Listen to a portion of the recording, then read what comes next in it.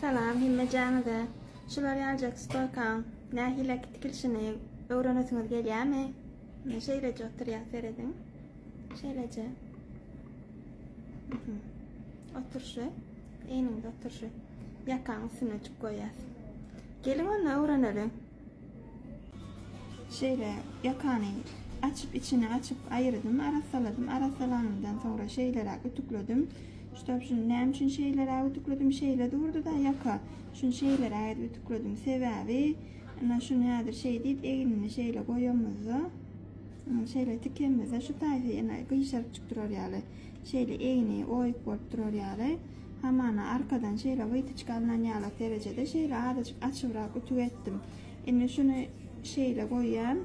Şunu masanın yüzüne koyayım ve masanın yüzüne koyup şunu idarlayaz.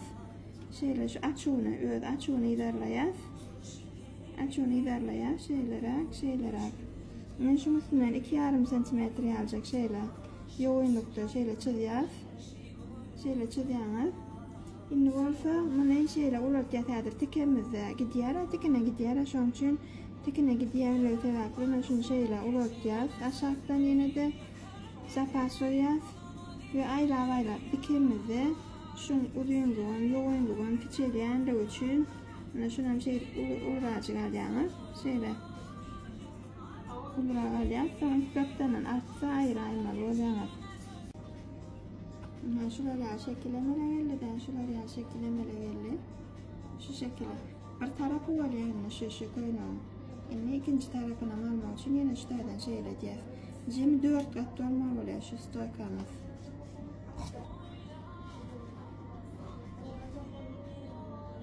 Şu zaten şeyle takmalı. Şeyle olmalı. Birden koymamızı. Yakamızda şeyle olmalı. Şu tane ulgalar yani sonundan kesip ayırar. Tıkıp olarımızdan sonra.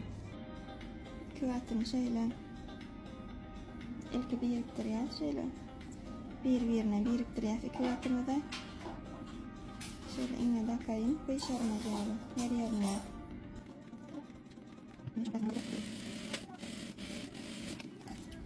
Sonra iç tarafından kıyışarıp durma der. Küvatta sebebi. Kıyışarıp durma der. Yine şöyle. Şöyle şekil oldu. Bana tutalım. Şöyle oldu.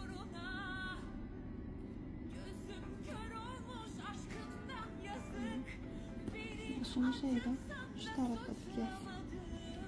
Şu ön tarafının şeyle bu ön tarafını şeyle koyacağız. Şeyle koyacağız.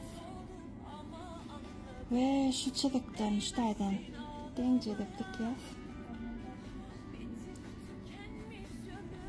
Şöyle imgeleyeceğiz.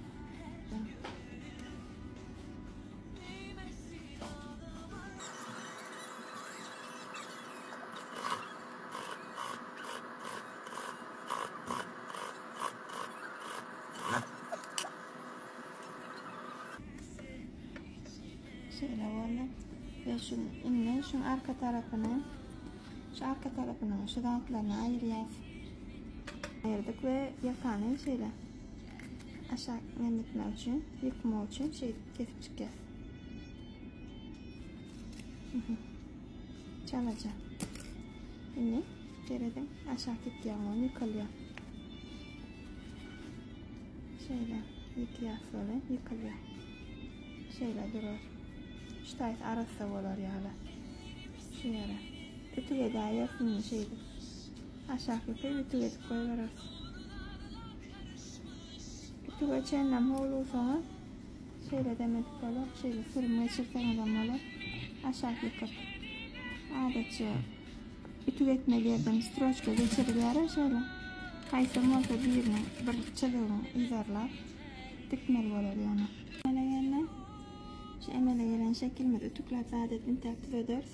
Yani yakan şu adaş tarafının içine plastik yani.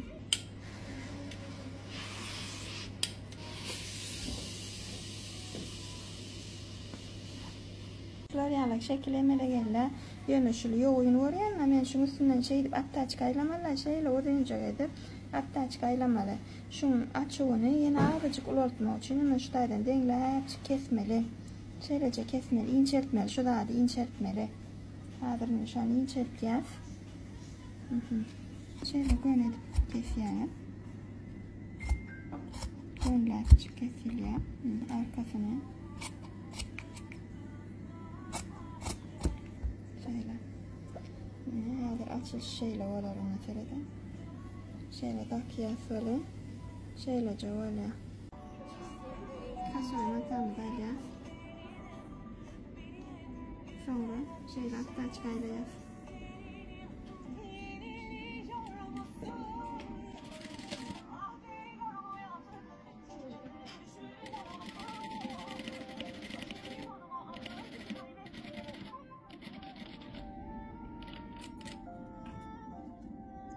Çünkü yetermeden sonra iğneni aşağıda koyacağız ve matağını aylayacağız şöyle.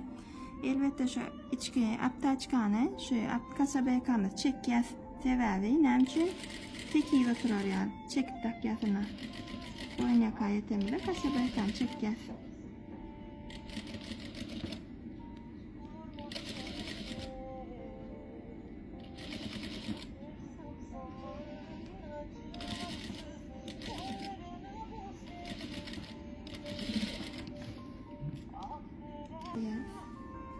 Şimdi şöyle başlayalım.